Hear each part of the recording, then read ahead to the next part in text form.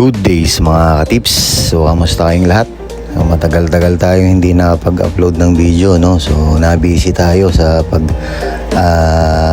bibuild ng queue. So may mga order kasi sa atin na tako. So tara, samahan nyo ako. Gawin natin tong tako ni Sir Ato. Shoutout sa iyo, Boss Ato from Dubai. So ito na yung tako mo. Ginawa na natin ng video, no? So yun, ito na yung kanyang bat cap tsaka yung collar. So ginagawa na natin yung kanyang bat cap collar. Then excuse me po, pumipili na si Sir ng ilalagay nating grip.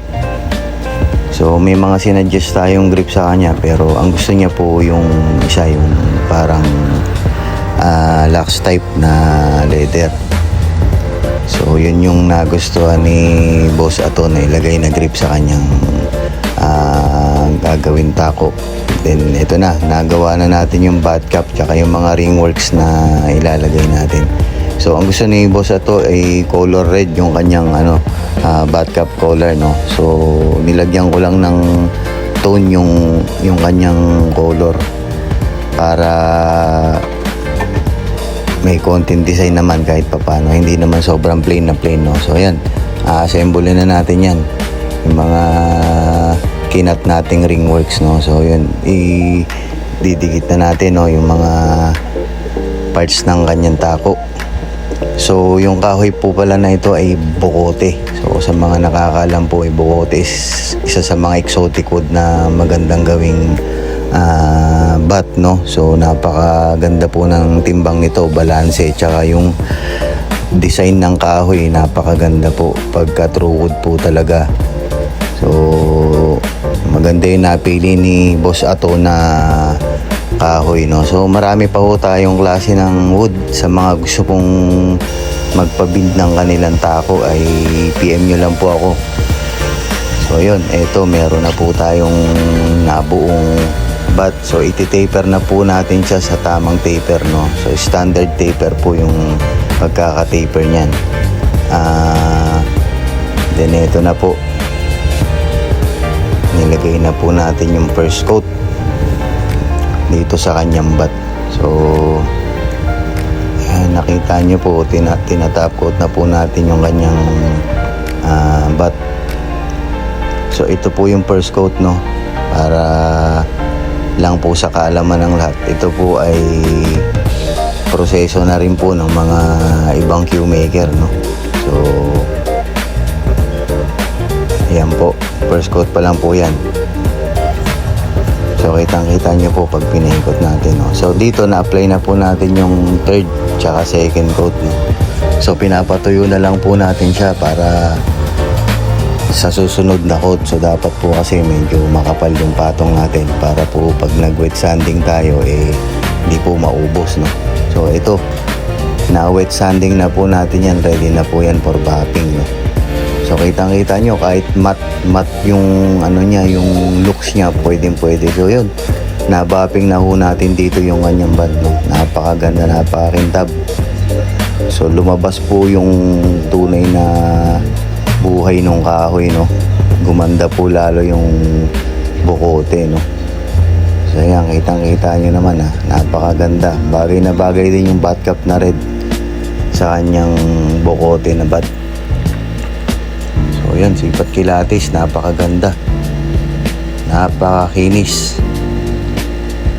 So yun, nakalagay na po yung name natin dyan. So yan, kitang-kita nyo, straight na straight. So ito pong preparation natin ng pagbibuild ng queue ay po, hindi po siya madali, so kailangan po kukondisyon mo muna yung kahoy. Hindi po basta-basta bigla ang gagawin to, para po hindi po siya mag-wrap. So next po tayo sa sa grip ni Bossing, no? So ayan, install na natin yung napili niyang leather grip. So ayan, binilisan ko na kasi medyo matagal na. So ayan, sipat kilatis. Tapos din yung kanyang bat, Boss Ato from Dubai, no? So ayan, order ni Boss Ato yan. So natapos na natin yung bat. So next naman tayo dun sa shaft ni boss, kasi actually ang order ni boss ay bat lang. So naisip niya pagawa na rin ng wood shaft. So ginawa natin si boss ng wood shaft na hard maple. So ito yung kahoy ng hard maple na ginawa natin. Hindi po rin to isang araw lang gagawin. Kailangan po paunti-unti lang po yung tabas dito sa kanyang kahoy, kasi gagalaw po kasi ito kapag ka po binigla. So yan, si Master Edward busy sa kabila, re-repair din. Shoutout sa iyo, Master Edward. So yan, nagawa na natin yung shaft ni boss, no? So ang napili rin ni boss na color dun sa kanyang shaft ay color red din na Juma scale. So yun, finish na, makintab na rin, naka pro taper na rin yan, 12.9 na naka leather stock tip. So ang pinalagay ni boss ay yung pangalan niya na Ato dito sa kanyang shaft.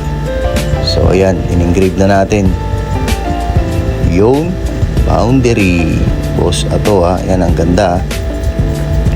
So natapos na rin natin yung shaft. So time to check na kung quality check ba. So ayan, kitang-kita nyo naman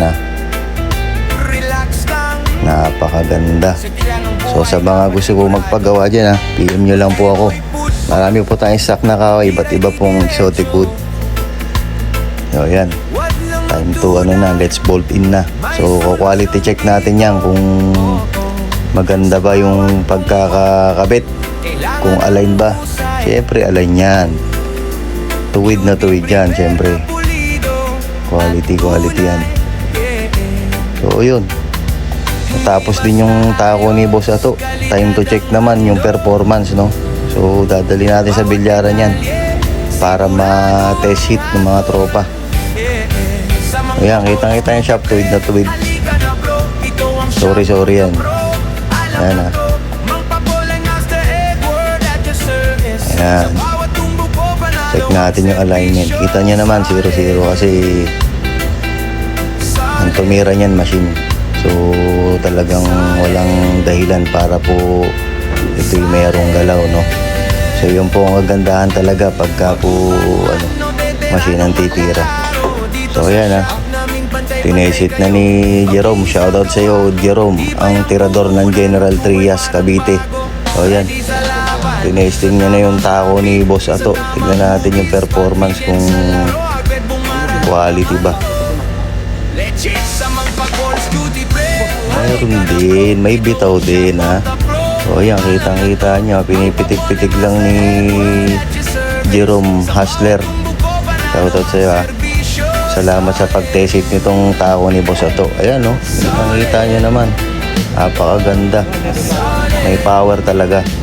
So yun, sa mga gusto magpagawa, PM nyo lang ako. Shoutout sa iyo, boss Ato from Dubai. Ito na yung tako mo, parating na.